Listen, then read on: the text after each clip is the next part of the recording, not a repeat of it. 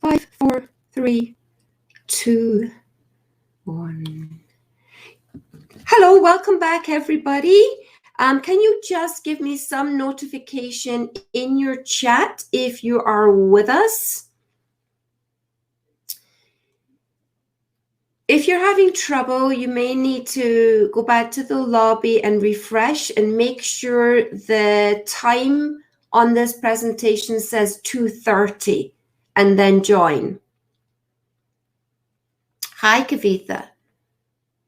Yes, it's working. Okay, great. Okay, so I'm going to introduce our next speaker.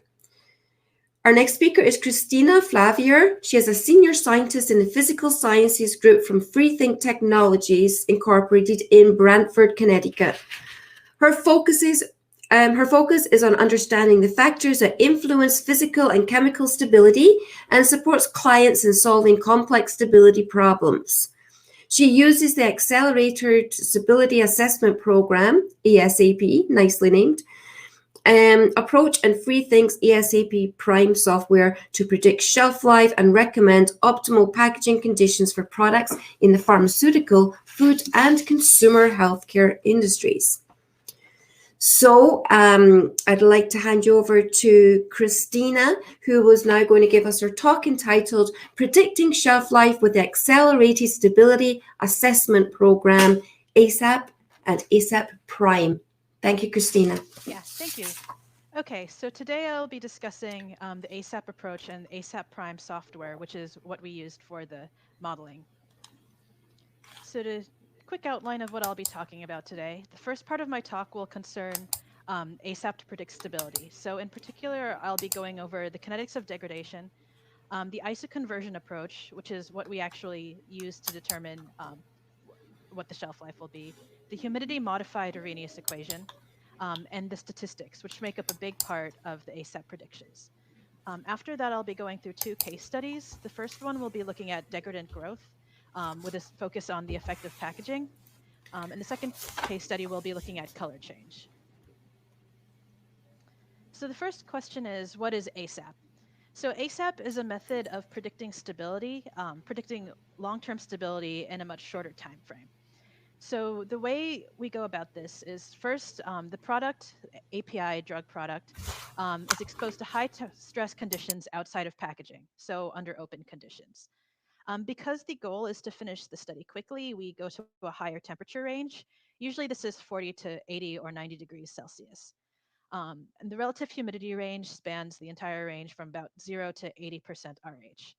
By going up to these high temperatures, this allows us to stress the tablets and see degradation in a much shorter time frame. So usually about 3 to 4 weeks stress is what we use.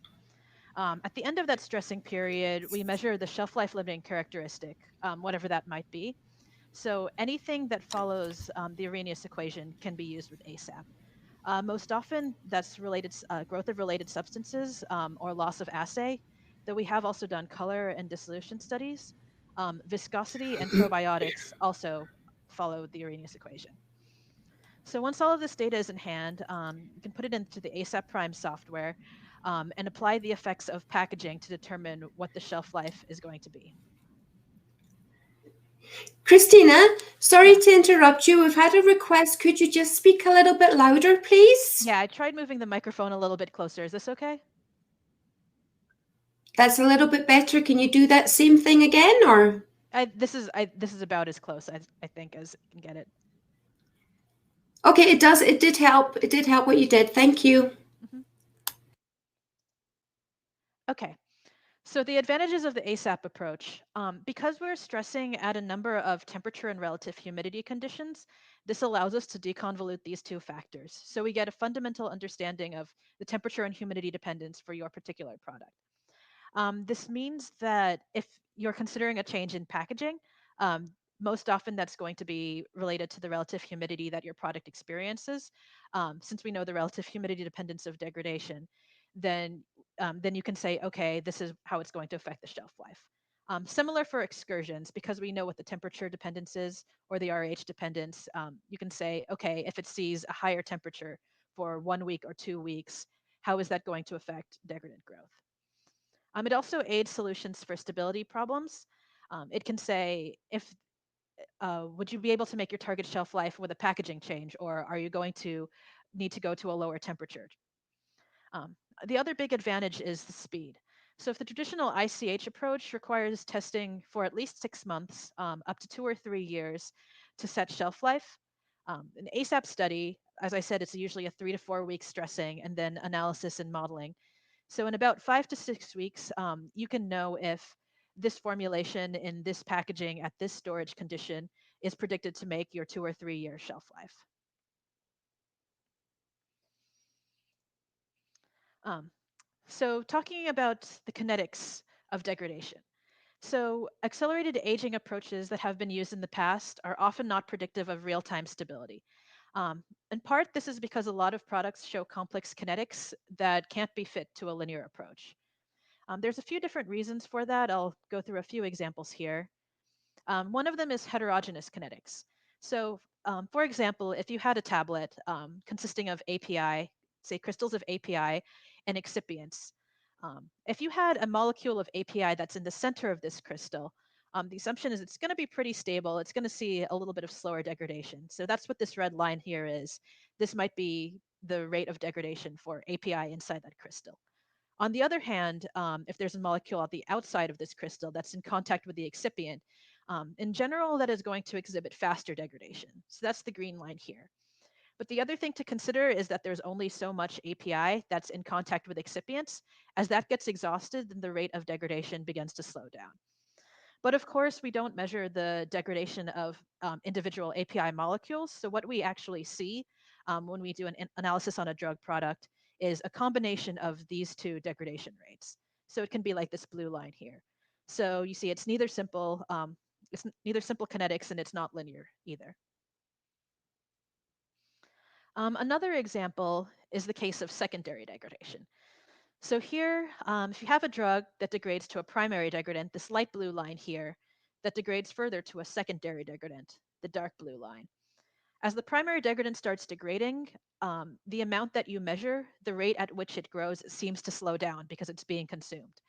In contrast, the secondary degradant requires the primary degradant to form. So there's a little bit of time at the beginning here where it doesn't immediately start to grow. The result of this is that, well, both of these are nonlinear, and depending on your specification limit, your shelf life limiting degradant might be different. So in this case, if you have a 0.2% specification limit, you see the primary degradant is reaching it first. With a higher specification limit, 0.5%, it's actually the secondary degradant that's shelf life limiting. So going back to the kinetic models, um, prior approaches to accelerated aging haven't always been predictive of real-time stability because of varying kinetic order and because of complex kinetics. I talked about heterogeneous systems and secondary degradation. A couple other examples are autocatalysis, when degradation leads to faster degradation, and inhibitors. A common example of this would be antioxidants.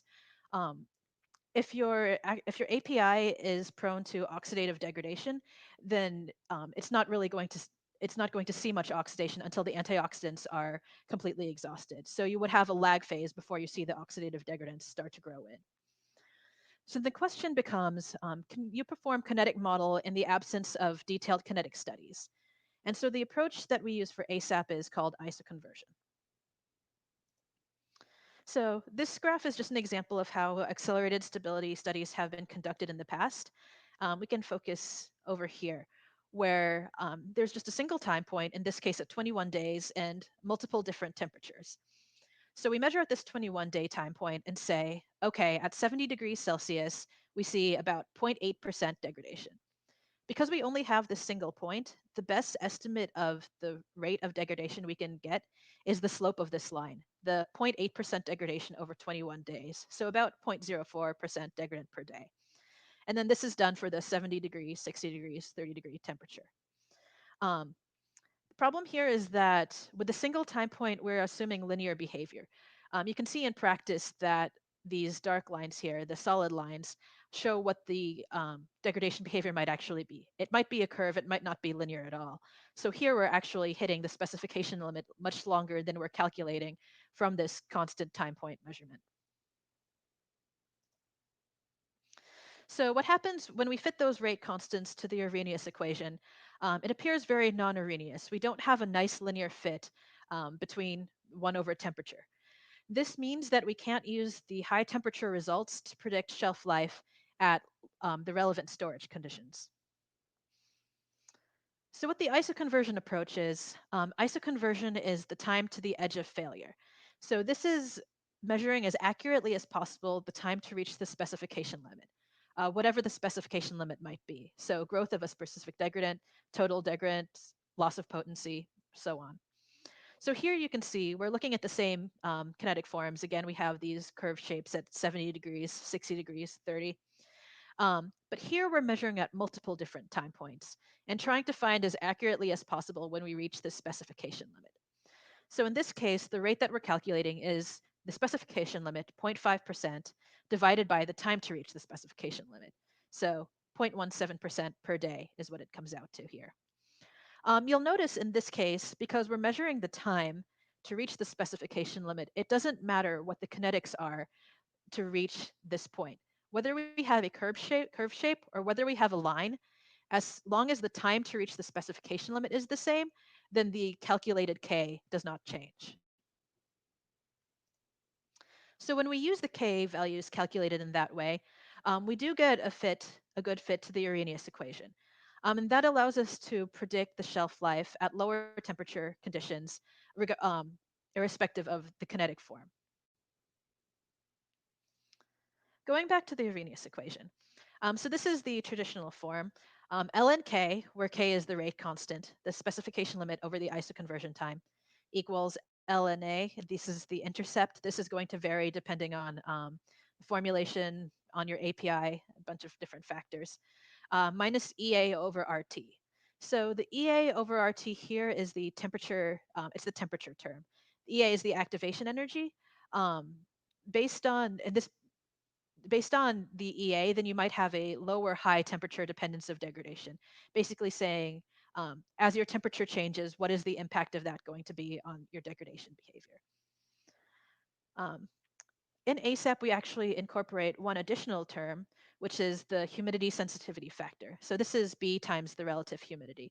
Similar to the temperature sensitivity term, this just says, as your relative humidity changes, what is the impact going to be on your stability? Looking at the EA and B values here. So say that you did a real-time stability study. You know that you are stable, that you reach the specification limit in 6 months at 40 degrees Celsius. So the ICH assumption is that 6 months at 40 degrees Celsius is about equivalent to 2 years at 25 degrees Celsius. That assumes a particular activation energy, a particular temperature dependence. In actuality, that's about 17 kcals per mole. That is lower than what we've historically seen. On average, what we see is an activation energy of 29 kcals per mole. So what you see as we go up in activation energy, it's a stronger dependence on temperature for degradation. So you get a longer shelf life by going down in temperature. We can go even higher in activation energy. Sometimes we see products with a kcal with an activation energy of 40 or 50 kcals per mole, and that would say if you had 6 months if you were stable for 6 months at 40 degrees Celsius, maybe you'd have a 12-year shelf life at 25 degrees Celsius. Um, in the absence of any other information, you couldn't say which of these regimes your product falls into. So the ASAP approach, because it stresses at multiple different temperatures, it allows you to determine for your drug product what your activation energy is going to be and where your shelf life, how long your shelf life is going to be. Another thing to note is that though 17 kcals per mole is a much lower activation energy than average, it's not entirely unusual that we see products with even lower activation energies, sometimes down at the 12 or 15 kcal per mole. In which case, 6 months at 40 degrees Celsius might lead to an even shorter shelf life at 25, which is another reason why it's useful to know actually what your particular activation energy is. Similar to that is the B factor, the humidity term. In this case, say you have 5 years, you're stable for 5 years at 60% RH in a PVC blister. So PVC is a pretty permeable packaging. The assumption here is that you equilibrate pretty quickly to the exterior 60% RH. So if you went up in humidity, if you went to 65% RH, and you had a B term of 0, this is actually no moisture sensitivity. That says that no matter what your relative humidity is, your shelf life is not going to change. It's 5 years either way. In practice, the average that we see is usually about 0.037. Um, this 5% increase in RH therefore leads you to a 3.8-year shelf life. On the other hand, an even higher moisture sensitivity cuts your shelf life even further. And one thing to note here actually is that this 5% difference is within the tolerance that's allowed for humidity chambers. So depending on your packaging and the moisture sensitivity of your product, you might actually see a pretty big difference in shelf life just from that 5%. The higher the B factor, the higher your moisture sensitivity, the more your product stability can be controlled with packaging. If you're not stable in the PVC blister, then switching to something slightly more protective, like a PVDC or Aclar, would have a greater effect. In contrast, again, if you're not moisture sensitive, it doesn't matter what packaging you put your product in, the shelf life is not going to change. This scatter plot just shows some of the typical EA and B values that we've seen from drug products and APIs at FreeThink. Again, the average is about 27 kcals per mole for the EA, though sometimes we see down to 10 kcals per mole or up to 50 or higher. The average B value is about 0.37, but some products have almost no moisture sensitivity, some have a very strong moisture dependence. The next thing I'd like to talk about here is the statistics of the predictions. So remember that for the ASAP approach, we're trying to reach the specification limit in 3 to 4 weeks, which requires stressing at pretty extreme conditions. So some of the examples here is 80 degrees Celsius, 40% RH, 70 degrees Celsius, 75% RH. Each of these conditions is going to have an error bar in the prediction. So some of this is just due to the analytical method, variability in the analytical method. Some of it is due to estimating the isoconversion time. So, maybe you think you reach the specification limit about 2 days, but that might be 2 days plus or minus zero point 0.2 days. When you're extrapolating from these high temperature conditions down to relevant storage conditions, in this case 2560, then the error bars are going to grow much bigger. So at these high temperature conditions, we can accurately determine the isoconversion time at each condition, but it still is going to give a big error bar at 2560. So the way this is handled for ASAP is actually with a probability distribution. Um, so in this case, this probability of passing is specified times. For this particular distribution, the mean comes out to about 94.7 days. Um, that case, we would say the average shelf life is about 95 days. The problem with an average, of course, means that you have a 50% probability of passing, which is a 50% probability of failing, which is not something you want to go forward with. So usually what we like to say is if you have a 95% probability of passing or higher, you can say that you're assured that you are stable at that particular condition for that particular length of time. So here, using the ERF function to determine probabilities, these are the standard deviations. The 98% probability shelf life is about, I think, that's about 32 days. So you would say, okay, there's a 98% probability. We're pretty sure we're stable for those 30 days. I won't go into too much detail about how the study design today. If you have any questions about it, you can ask later. But this is just an example of what it might end up looking like. So the study design takes into account a few different factors. You can tell it what kind of product you're looking at. If you're looking at a liquid, if a tablet, a LIO, it has parameters for each of those. Your target storage conditions. If you have any prior stability data, it knows how harshly you need to stress your product to reach the specification limit, and if there are any phase transitions that it should avoid crossing over in the course of the study. So, with all of that information others taken into account, it generates something like this. So, this dark gray area in the middle is the space where it thinks you will reach the specification limit in the time allotted for the study. So, you can see here we said, okay, 21 days is the maximum time we'll allow for the study. Based on that, it gives a temperature range from about 50 to 80 degrees Celsius and RH conditions from about 20 to 80%. So, with that in hand, this is the experimental setup we use at FreeThink. So we use actually ball mason jars as little chambers for each of the samples. These have been shown to hold seals up to 90 or 95 degrees, which is the highest we go for ASAP studies. Inside these jars, we'll have the sample. In this case, it's just a capsule in a little dram vial, a saturated salt solution in a vial with a permeable cover. So this is usually what we use to control RH. There's extensive literature on the equilibrium relative humidity above saturated salt solutions, different saturated salt solutions. This is a good reference that contains many of them. The ASAP Prime Study Designer, if you choose to use saturated salts, it has a number of saturated salts included, and it will say, okay, to reach this particular RH at this temperature, this is the saturated salt you'll want to use.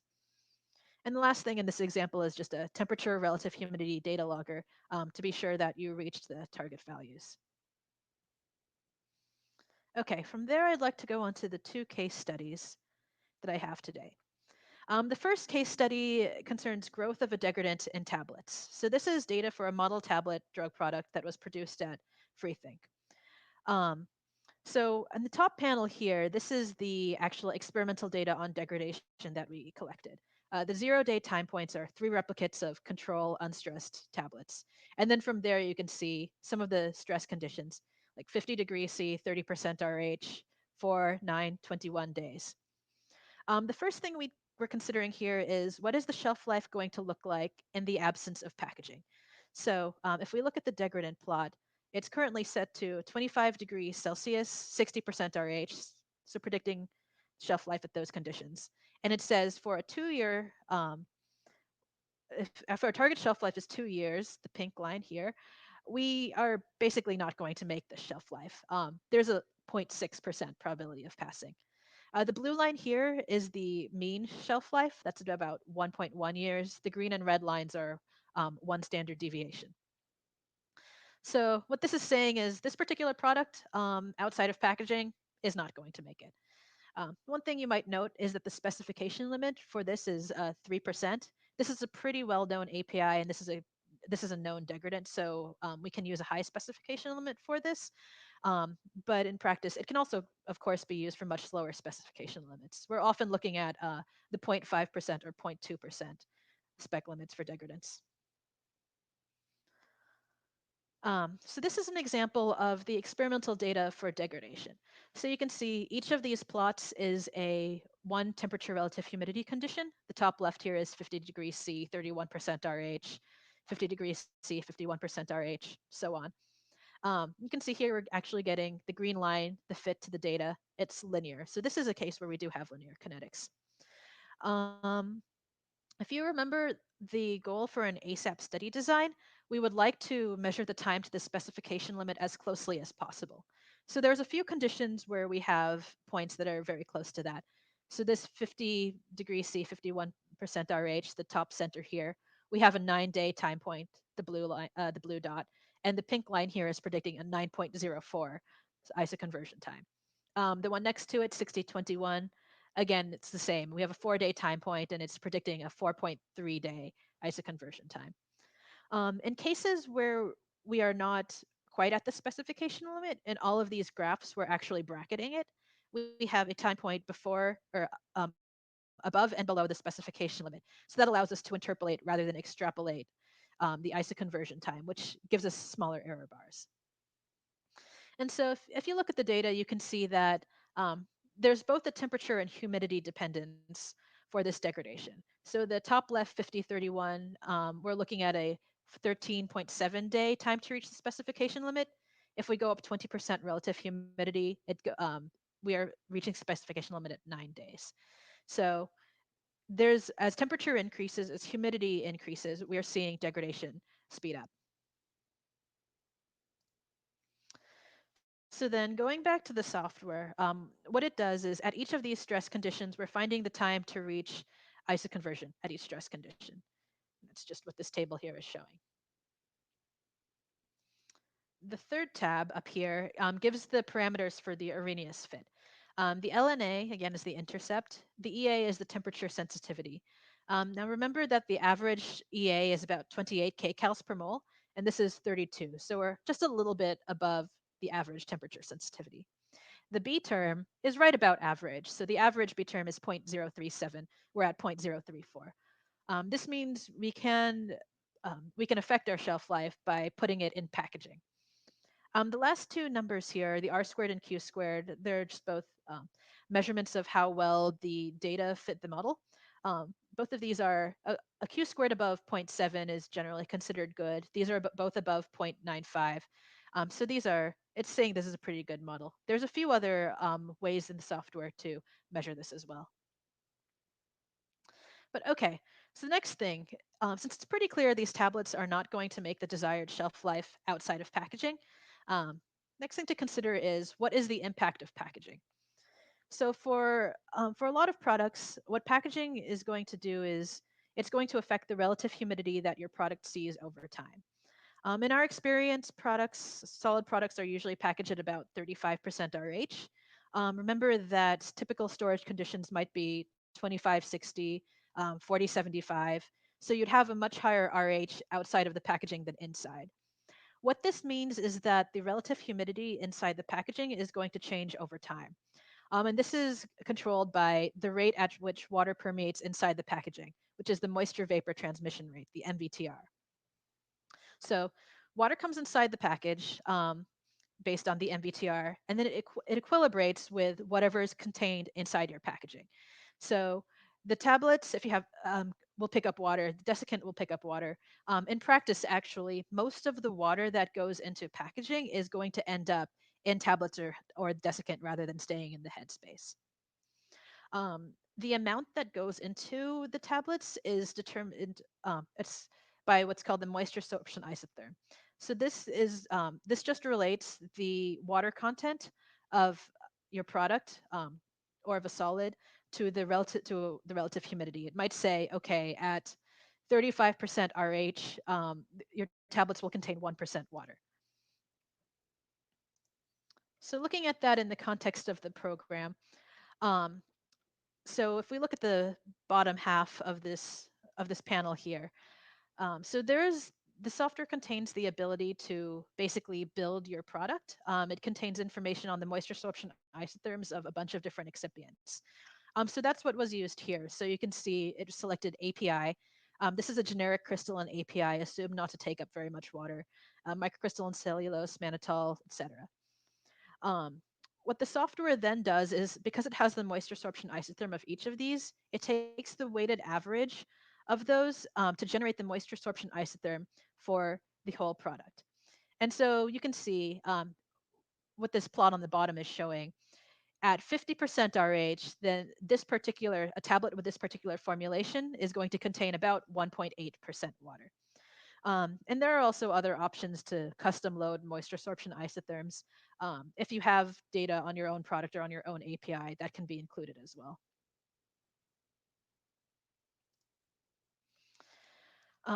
So then what the software does, if we look at the top half here, there's an option for packaging selection. So the options are bottle, blister, bulk, and it contains MVTR data for a number of different materials. So it might have PET bottles, HDPE, glass, blisters, PVC, PVDC. You see the current selection here is 2 mil Aclar. Um, what this packaging option really does here is it says, okay, what's the MVTR of your packaging going to be? The custom option says if you know what your MVTR is for your own particular packaging, you can use that as well. So what the software does is say, okay, we know what the initial RH is inside the packaging, we know what the storage RH is, and we know what the MVTR is. So we know how quickly water will permeate into the packaging. And then we have the moisture sorption isotherm that says, as the RH changes, how much of that water is going to go into your tablets and how much is going to stay in the headspace. And then And so these two factors are combined to generate this plot here that shows the relative humidity inside packaging over time. So to predict the shelf life for your product, um, there's two things that are taken into account. One is building the stability model. So by stressing at a number of different temperature and relative humidity conditions, you can determine the temperature and relative humidity dependence. This also means that because it's an equation, because you know explicitly um, what these two things are, you can model at any temperature or relative humidity you feel like. So you can do 2560, 4075. Sometimes for the food industries, they want stranger conditions. So maybe you want to know what it is at 23 degrees or 20 degrees, or 8 degrees rather than 5 degrees.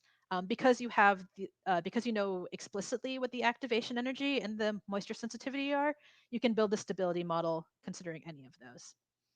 The next part to take into account is the relative humidity inside packaging as a function of time. So this is assuming all at a set temperature.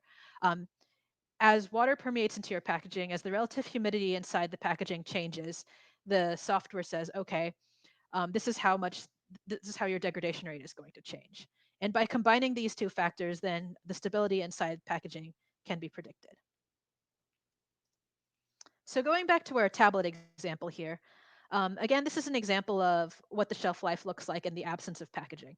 Um, no chance of passing 2 years. The average shelf life is about 1.1 years.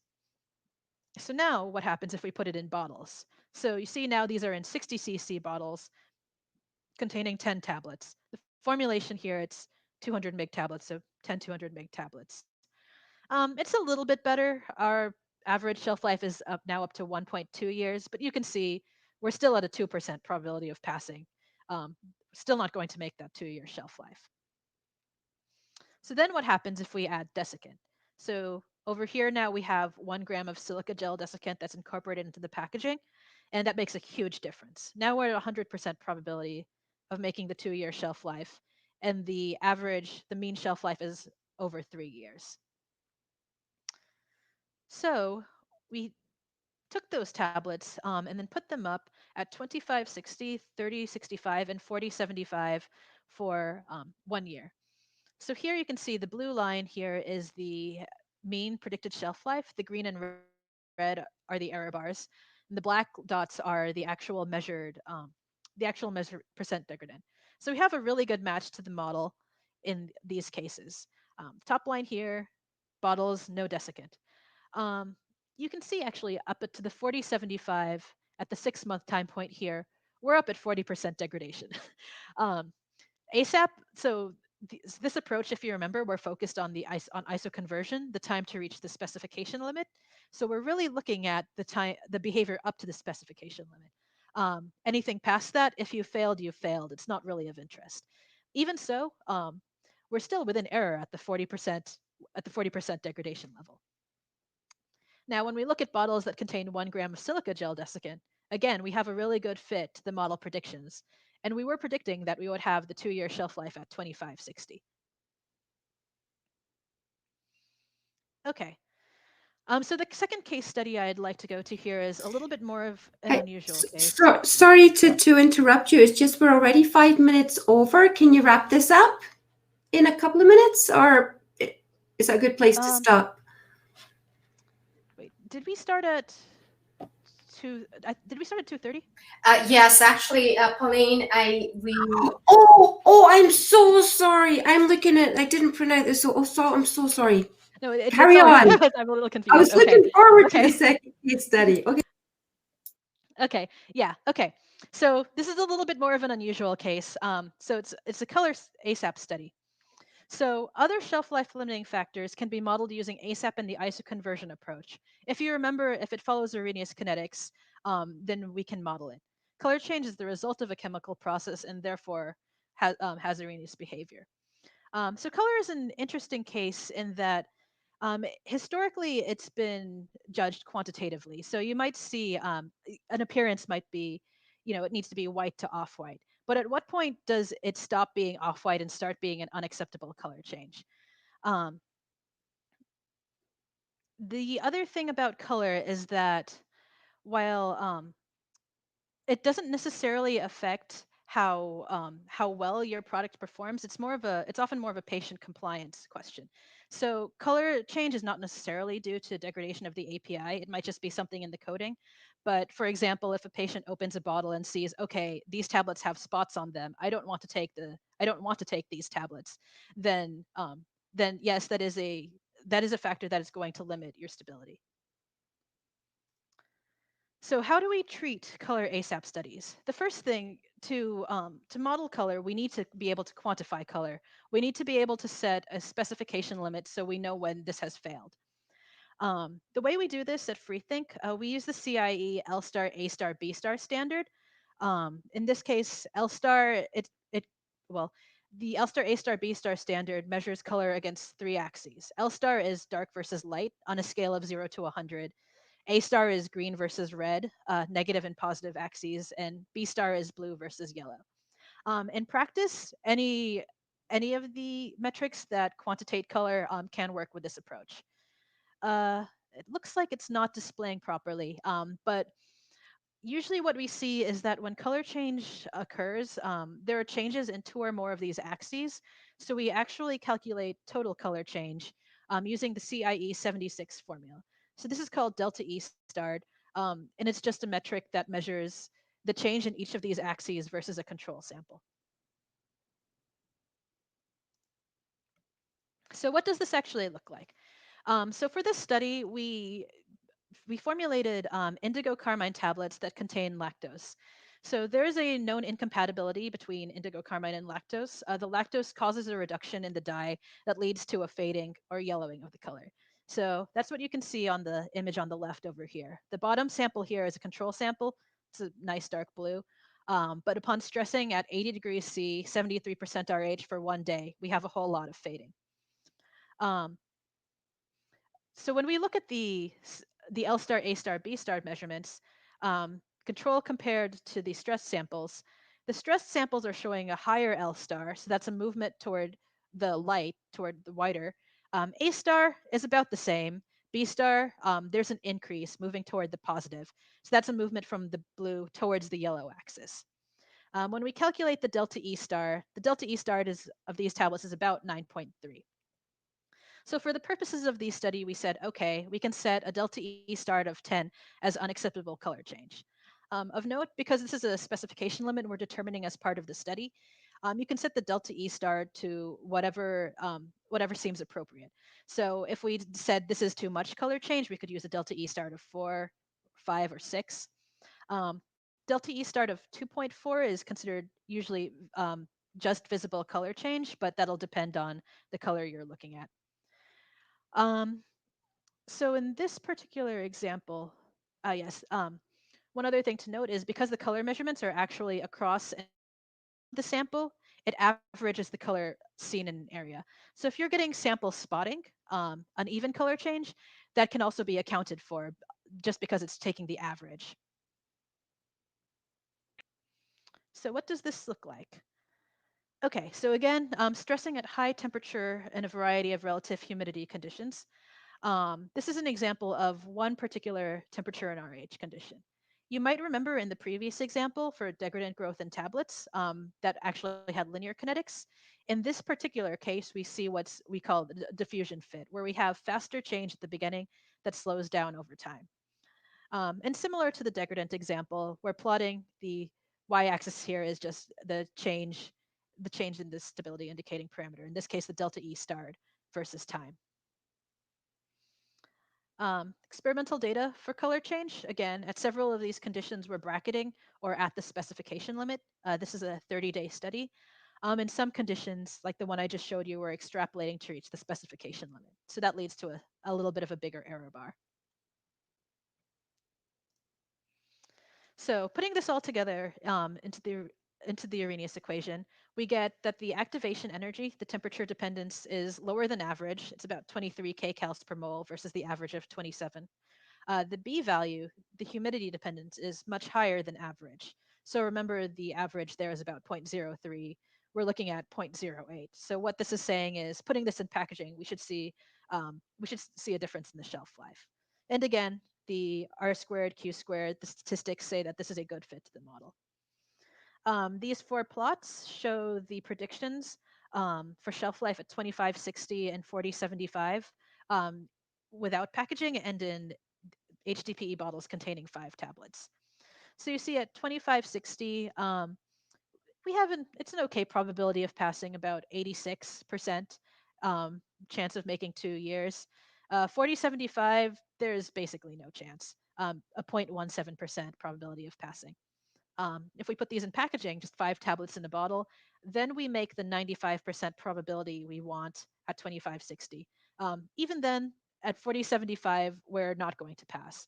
And so this is actually one of those examples where, the ICH guidelines don't quite capture the situation. So the assumption that 6 months at 4075 is equivalent to 2 years at 2560 does not hold in this case.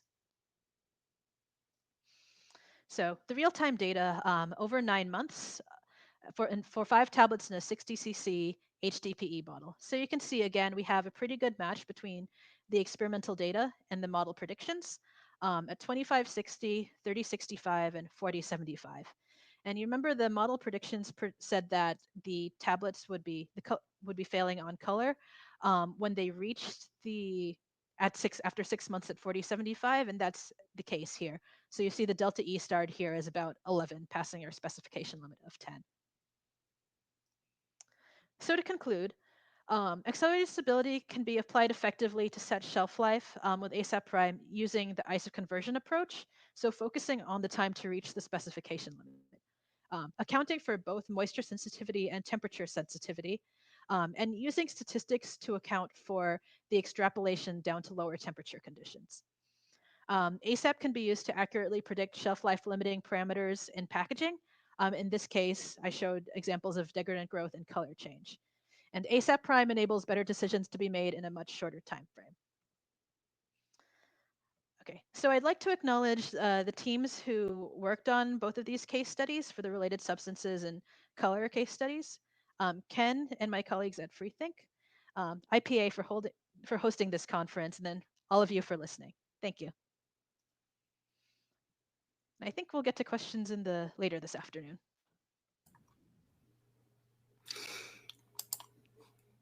Oh. Yes, we will get the questions later this afternoon. Join me in a thunderous round of applause. Woo! Thank you very much, Kristina. Excellent job. Even perfect timing, even despite my rude interruption. I completely apologize for that. I was looking, the printed agenda I have, I forgot to make the changes on it. You were absolutely right. So it's perfect time. It's now, we're going to see, Kristina, we'll see you in our panel discussion at the end of the day for your questions. Yes? Yes. Excellent, because I see we've got quite a few questions for you. So we can look forward to that. Meanwhile, for everybody else, it's virtual break time. This is where you get to go to the networking meetup sessions and connect with your peers, speakers, and don't forget to explore the innovative products and services that our exhibitors are showcasing. And don't forget to check out the leaderboard for those points that you collect during these hub activities. The leaderboard is posted in the lobby, and you can see your progress on your points towards that iPad. So that's it. I'm going to close this session, and I look forward to reconvening with you all at 3:30. Speak to you soon. Bye-bye.